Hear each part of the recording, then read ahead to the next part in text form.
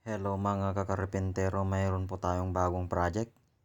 Ito po yung design na gusto ng may-ari mga kakarpentero. Magpapagawa lang po sila mga kakarpentero. Bale, ang gagawin natin mga kakarpentero, mayroon po silang mga kahoy. Binigay nila sa amin at yan yung gagawin namin na drawer cabinet mga kakarpentero. Ayan. Mga lumang kahoy na yan mga kakarpentero. Ayan. Bale, yung gagamitin natin na kahoy mga kakarpentero, na kahoy nila ay mga kakarpentero, luma na. Yan, bale halo-halo sila mga kakarpentero. Ayan, may bitak pa yung iba, may crack. Lalagyan natin ng epoxy yung mga yan mga kakarpentero.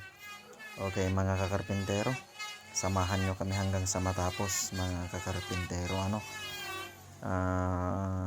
Drawer cabinet mga kakarpentero yung gagawin natin.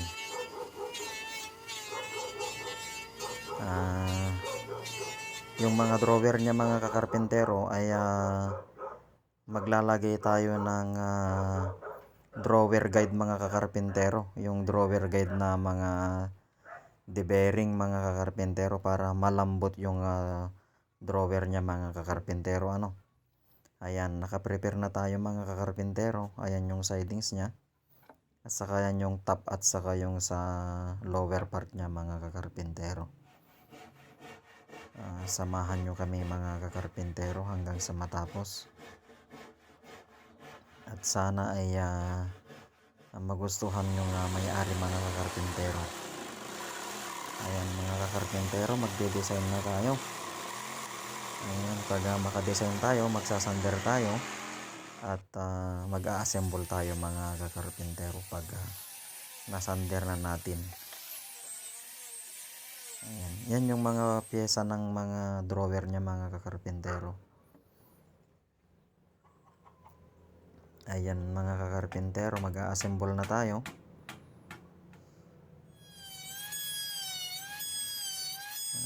Saka mga kakarpentero, yung gagawin natin sa drawer ay ikakanal natin yung plywood niya mga kakarpentero. Ayan, mag-a-assemble na tayo ng drawer mga kakarpentero. Dapat mga kakarpentero yung drawer natin ay exact measurement.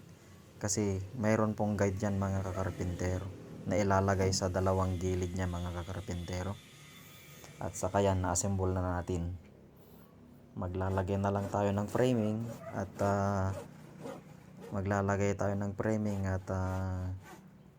ayun, pag nalagay na natin yung frame, lalagyan natin ng plywood yung mga drawer. Tapos pag na-assemble na natin lahat ay ililinisin natin. Tapos magbabarnis tayo pag nalihan na natin mga kakarpentero. Okay, ayan, nalagyan na natin lahat ng plywood yung drawer mga kakarpentero. At saka eto na yung cabinet niya mga kakarpentero. Okay na. At saka yan na nga mga kakarpentero, malapit na tayong magbarnis. Nagsasander na tayo. Pag nasander na natin yan, pwede na tayong magbarnis mga kakarpentero. At lilihain natin ng 120. At pag nalihan natin mga kakarpentero, magbabarnis na tayo. Ayan, goods na mga kakarpentero, naka-align na lahat yung drawer natin. Ayan, malapit na tayong magbarnis mga kakarpentero. Kunting-kunti na lang, pwede na tayong mag-apply ng sanding. At saka yan mga kakarpentero, magbabarnis na tayo.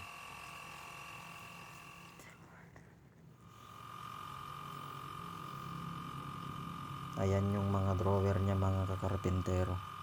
Siyempre, lagyan natin lang lahat ng barnis mga kakarpentero. Lahat.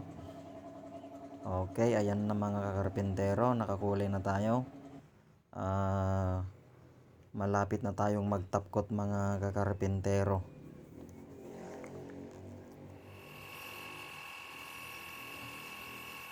At saka yan mga kakarpintero, magtatapkot na tayo.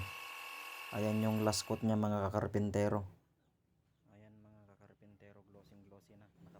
At ayan na mga kakarpintero, glossy na siya.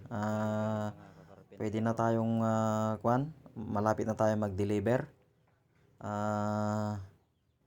Pag natuyo na yan mga kakarpintero, maglalagay na tayo ng puller at saka drawer guide mga kakarpintero. Ayan mga kakarpintero, glossy na siya mga kakarpintero. At saka yan mga kakarpintero, maglalagay na tayo ng puller at saka drawer lock mga kakarpintero. Ayan na mga kakarpintero, fast forward na tayo, maglalagay na tayo ng drawer. Na-install na po yung mga drawer guide natin mga kakarpintero. Ayan, sobrang lambot mga kakarpintero, goods na mga kakarpintero. Ready na for delivery mga kakarpintero, ready na for delivery mga kakarpintero. Okay mga kakarpintero, kung nagustuhan nyo yung video ko, please like and share. Thank you for watching mga kakarpintero.